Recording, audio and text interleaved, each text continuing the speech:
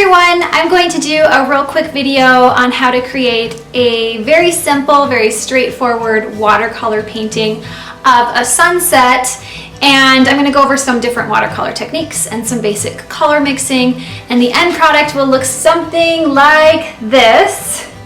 So I'm going to go ahead and switch the camera over and we'll get started. First thing I'm going to do is take some plain old masking tape and tape off the edges of my paper. This step is optional but recommended. Before I can begin painting, I need to draw the outline of my landscape. So I'm using this reference image that you see in the upper left-hand corner, but I will simplify it a little bit. This image is a copyright-free image that I found on pixabay.com. I'm going to go ahead and draw in a rough outline of the shapes of the mountain and the lake. And then for the sun, I found a baby bottle cap to use to trace around. You can use another circular object to draw this part if you would like.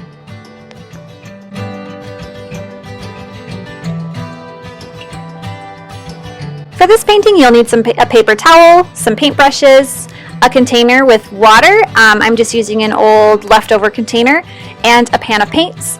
Notice that the lid, which is the clear part of my painting palette, or my paint bin, is actually going to be used as a palette where I'll mix paints. And the colors that I have here just are included. This was a really cheap pack that I bought for a few dollars, and it includes all of your basic colors and black and brown.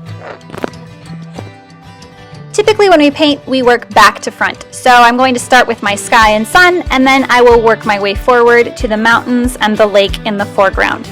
So we'll be starting at the top of our paper and working our way down. Alright, so the first thing we're going to do is paint the sky, and I'm going to use a technique called wet on wet to do that. So before I add any paint to the sky, I'm actually just going to take my brush, dip it into plain water, and get the paper wet.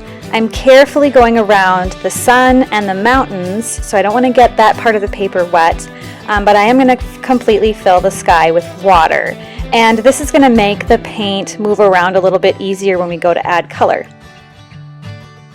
Okay, next I'm going to grab some blue paint and dilute it a little bit because I don't want a very dark blue. I want it pretty light, and place it on the left-hand side of the painting near the mountains. And I want to try to make this gradually fade to a lighter blue as it gets further up.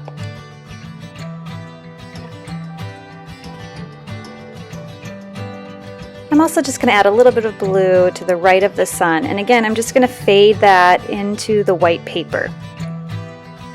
Next I'm going to mix a violet by mixing red and blue together on my palette. And you'll notice as I paint the sky, I kind of play with the ratio of red to blue as I paint my sky. So I'm going to start by taking that kind of bluish violet and placing that at the top of my paper, and then I want to blend that down. So you can try doing that with your wet brush, or if you have a dry brush handy, you can use that to just kind of bring some of the pigment down and blend it into the blue.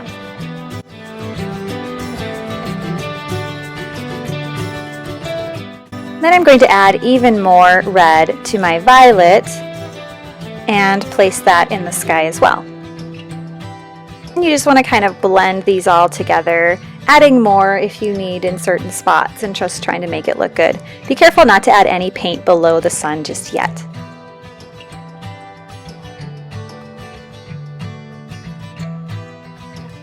Okay, and now I'm ready to add some orange to my sky. So I'm going to mix yellow with the orange that I have. If you don't have orange, you can just mix a lot of yellow with just a tiny little bit of red. And the reason why I'm doing this is just to kind of make it a little bit more of an interesting color. And then I'm going to go ahead and place that below the sun. Here again, I'm going to take some time and blend these colors together using both my brushes as needed and adding more color if I feel like it needs to be a bit brighter.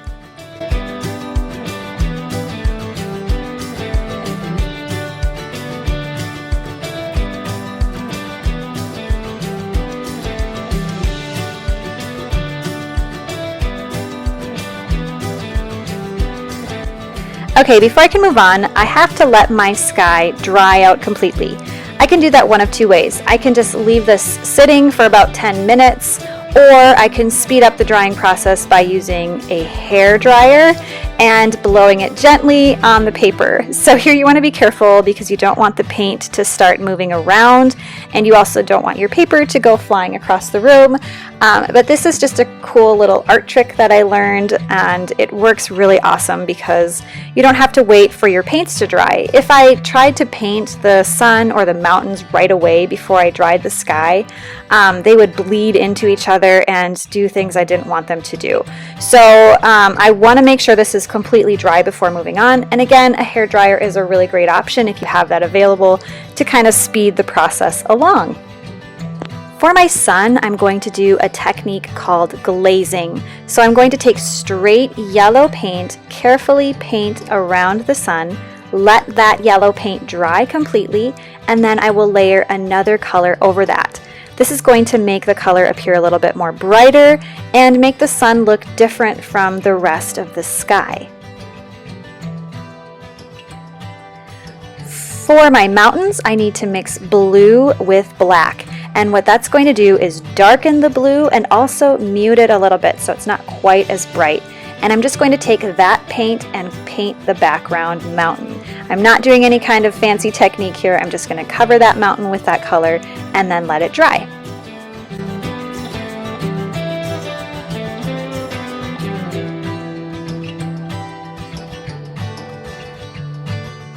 So here again, I'm going to use my trusty hairdryer and speed the drying process up a little bit so I can move on to the next step quicker.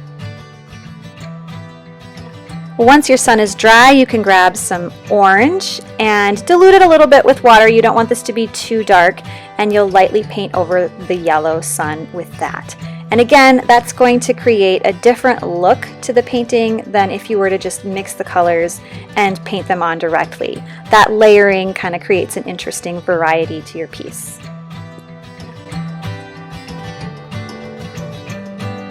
The green mountains in the foreground will be painted next. I'm going to use green paint from my paint set, but it's way too bright, so I need to mute this with just a little bit of brown and a little bit of blue.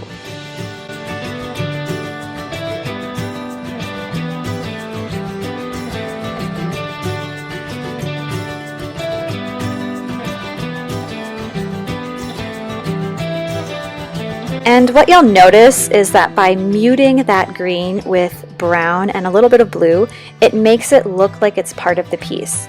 If I were just to take straight green and paint the foreground mountains with that, it would look funny, like it didn't belong. And so that's just a really easy trick that you can use to make your paints look like they go together. It's just by muting them a little bit with brown. I then need to dry my piece one more time before I paint the lake. And the color that I'll use for the lake is just a really light blue.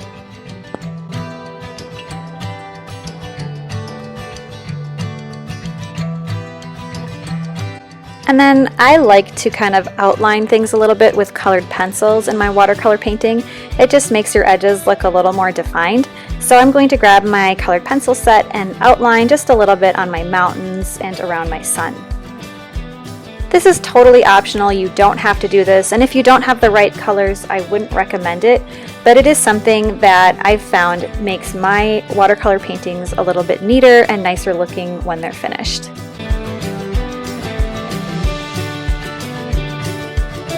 Once you're all finished and you're happy with your piece, you can peel off the masking tape, sign your work, of course, you always should sign your art piece, and then you're all set. Thanks so much for watching. I hope you guys enjoyed your art project and I hope you're happy with what you made.